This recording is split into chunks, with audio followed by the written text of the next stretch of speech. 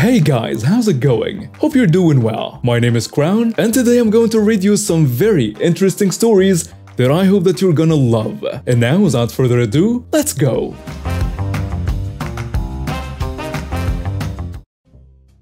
A little background on me. I used to get into a lot of trouble with a lot due to drug use and things associated with it, like possession charges and retail theft. So one day, while I was high, I went to Kohl's and, for whatever reason, ended up stealing a belt. Yes, a belt. I know, what a waste of time and energy. But anyway, I walked out wearing it and was approached by a loss prevention officer who asked me to come back in the store, which I did. I was taken to their office and took the belt off. While I was there, the girl who apprehended me asked for my ID, which I told her I didn't have on me as it was in my car. At that point, I got up and just walked out of the office and headed towards my car.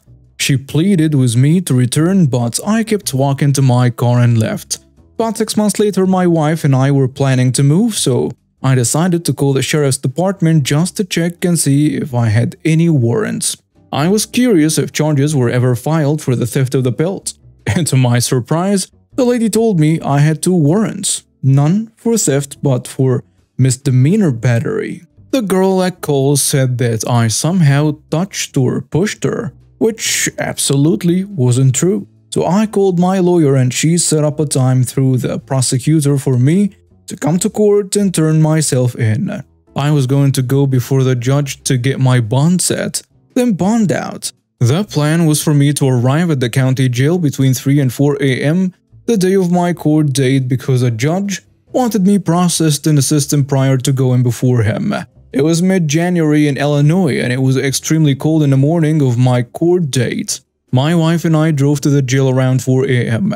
and I rang the doorbell to be let in. They buzzed me in and the officer met me in the lobby. He asked me why I was there and I told him the story and what my lawyer had set up. This is where it got weird. The officer started trying to talk me out of turning myself in. This was a $50,000 warrant, and he started coming up with excuse after excuse for me to go away. There aren't enough people there to process me, it only takes one, the floor is cold, I'll be waiting for hours to get it finished, I won't be able to sleep, and so on. He was doing whatever he could to get me to walk away. I was in shock, and honestly, I don't think anyone will believe me had my wife not been there and had it not been video audibly recorded. So, I went home and went to sleep. That morning I ended up going to court and my lawyer was like, "What the hell? Why didn't you turn yourself in as planned?" I told her the story and she in turn told the judge and prosecutor. And they were livid. They asked me who the officer was, of course, and I made sure to write his name down and his supervisor was called to the courtroom. It turns out he had some other issues and the incident was the last straw. He ended up getting suspended about a week later, and I ended up having the charges dropped because they were false anyway. So, happy endings all around. When I was 15 or so, my mother opened a bank account at her credit union in my name and made herself a joint on said account. I had no idea this existed. I was 15 and I didn't even have a driver's license or a job. In my 20s, as an out-of-work college dropout who couldn't get financial aid due to her making too much money, I got a very angrily worded letter from the IRS about unpaid taxes, about how cash appeared in my account and was transferred to another account after taxes should have been applied. My out-of-work brain was like, what money? 2 months of phone calls and letters, eventually ending with, "You're committing a crime," and me sopping on the phone with the IRS going, "I have no idea what's going on." Spoiler alert, my mother was using the account to try to dodge taxes. And it worked when I was a minor. But at 20, Uncle Sam wanted his cut. It was months of phone calls and letters, all fielded while Mom was still at work. I was a college dropout and not in school or employed, so I was home to answer them. I was aggressively applying for any job within driving distance of my busted-up '96 Ford Explorer, which got 10 miles per gallon on a good day. Eventually, I got elevated to an IRS agent high enough in the hierarchy to give me a straight answer. There was a bank account in my name with my mother as joint owner, who knew my SSN, DOP, her maiden name, the name of my first pet, and the name of the street I grew up in. Because yeah, she should know those things, she's my mother. I told the IRS, do whatever you need to do to close this account, and here is my mother's contact information. She has no idea to this day how the IRS found out about her scam, and I will take that secret to the grave. Think of the 15K or so that she owed in back taxes that she begrudgingly paid out of her nest egg that she had been building up in my name. Screw you, Karen. I don't care if I'm written out of the will. Not that she even knows what Reddit is, but hey, miracles happen. First, I want to say that this is not my story, it's my best friend's and she gave me permission to share. So my friend, I will call her Melissa, 22 female, lit an old high school pal, I will call her Karen, 25 female, moved into her house about a year ago. She brought along her big dog and 2-year-old son.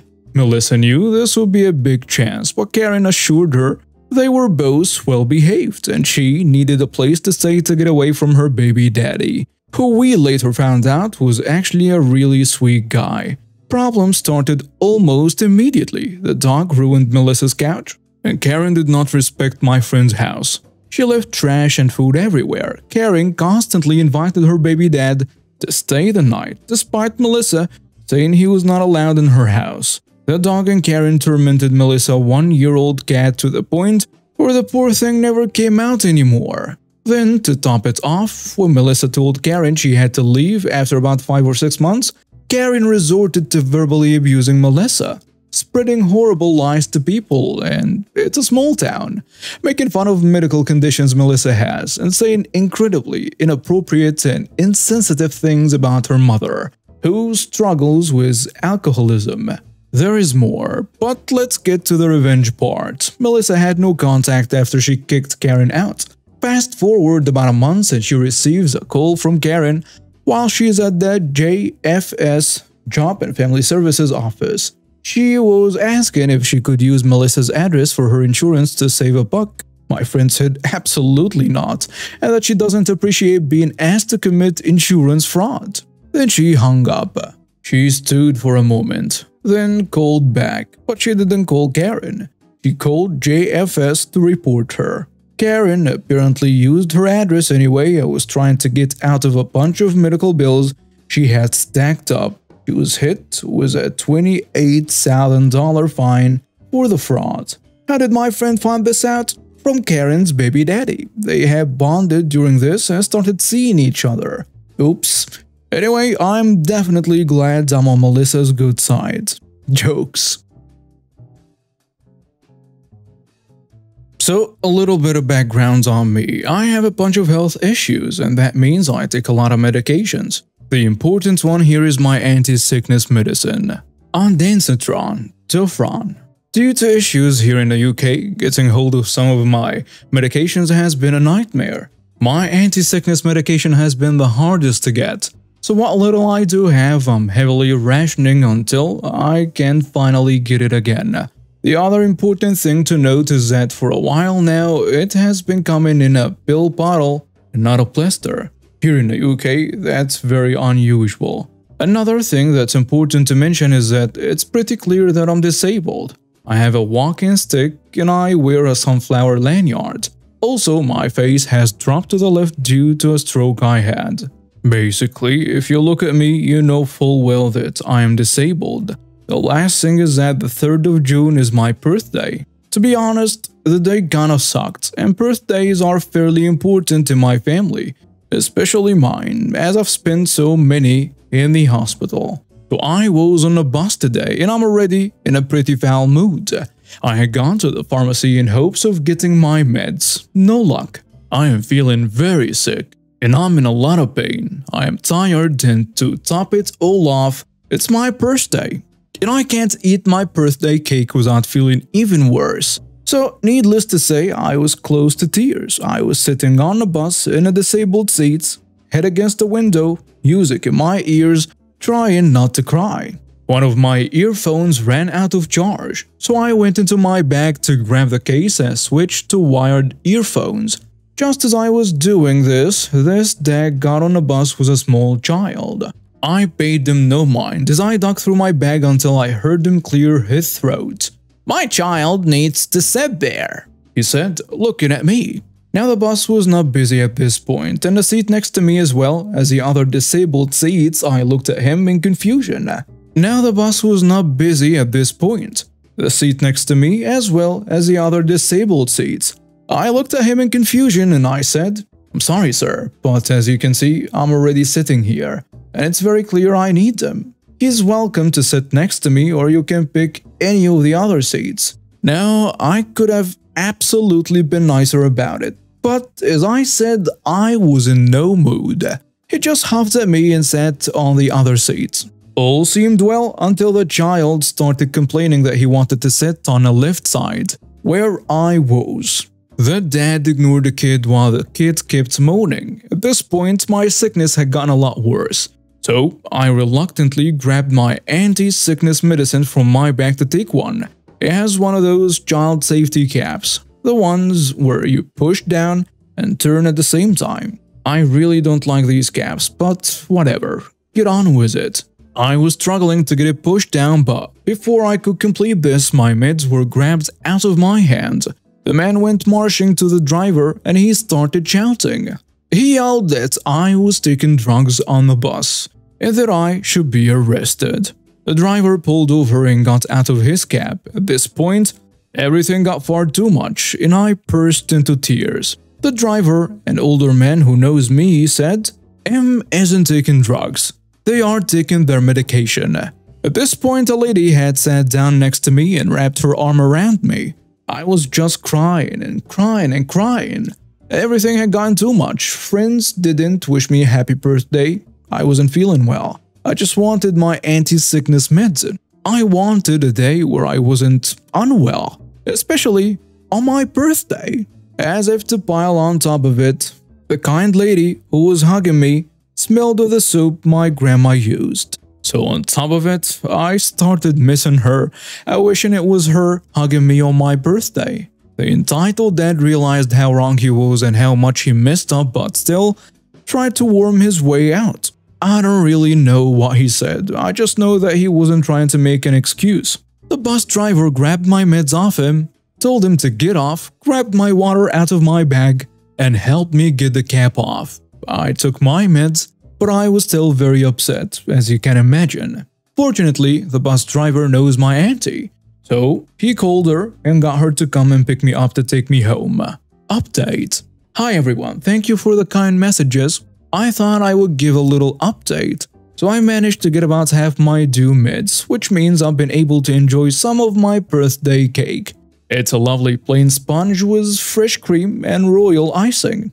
It's lovely, nothing fancy, but my mom made it, so it's incredibly special. Complaints have been put through about the entitled dad, including CCTV of him grabbing my meds. As I'm classified as a vulnerable adult, it's now a police matter. Not really what I wanted, as I feel it's a bit harsh, but I'll wait and see the outcome. I was at work yesterday and a kind lady who comforted me on the bus ended up coming into the bookshop where I work. It turns out I actually know her from the hospital. We've been on the same ward a few times and she also knows my mom, which is really nice. I was only working a half day, so we went for lunch together. We had a really lovely time and I'm going to stay in contact with her. She's taken to calling me Bluey because I love the show and my hair is blue. It's really lovely. I've missed my grandmother so much. While she will never replace my grandmother, I feel like I've gained a bit of her back. My parents are away right now and she brought me shepherd's pie for dinner. When I was a young Air Force Staff Sergeant at a deployed location, I correctly applied Air Force instruction to a situation that inconvenienced a large group of contractors. When my flight chief, a master sergeant, verbally reprimanded me for supposedly violating local policy, I pointed out that the local policy was unlawful and void on the basis that it contradicted AFI. which is the highest level of lawful order that can be given by anyone in the Air Force, whereas local policy was an order given by a major.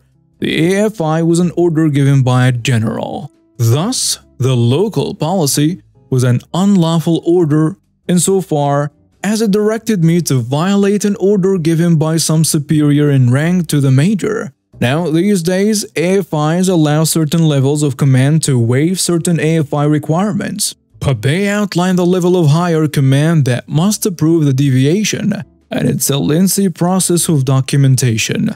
It's not something that can just be waived willy-nilly by a commander because he or she can't meet the requirement, which is what the case was at this particular location. Anyway, I stood my ground and explained to Master Sergeant Z why I did what I did, using not only the AFI itself but thoughtful reasoning as to why my response ought to take precedence over the local policy, even if we were to ignore the superiority of the AFI. He responded with, and I quote, "Listen, Staff Sergeant," and he said Staff Sergeant in a very condescending tone. "When I give you an order, don't think, just do." Fast forward to the tail end of the deployment. I was summoned to his office to sign a document.